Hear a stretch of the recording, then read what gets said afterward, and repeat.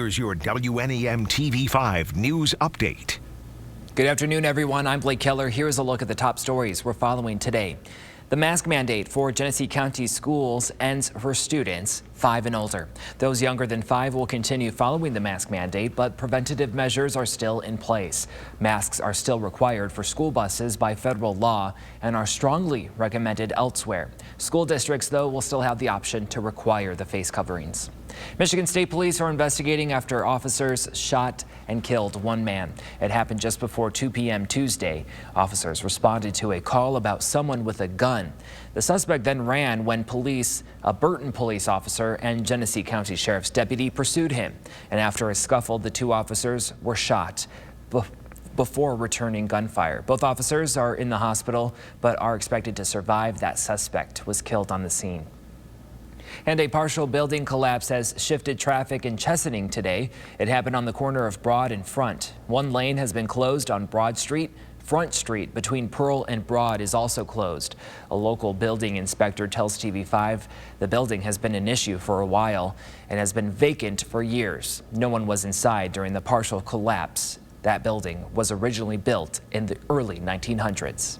Here's Chris now with a look at your forecast. Hi there, Blake. It looks like we're headed for the 20s for highs this afternoon. Our coldest day of the next 7, not unheard of for late December, a bit below average, but those temperatures will feel a lot cooler than that thanks to the winds. That will be pretty breezy all the way through the afternoon. We'll feel more like the teens at times.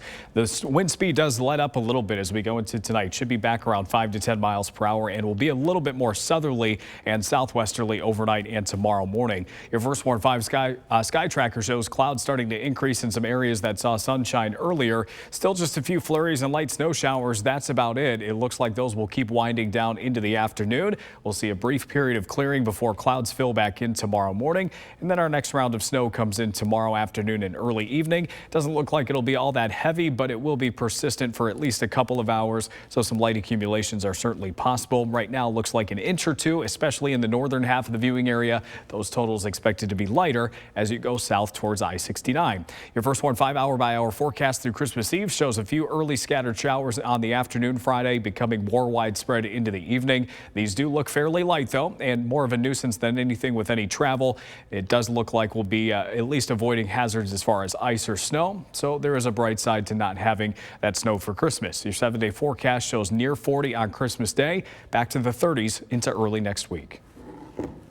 Remember to tune into WNEM TV5 on air and online 24/7 for the latest news, weather, and information.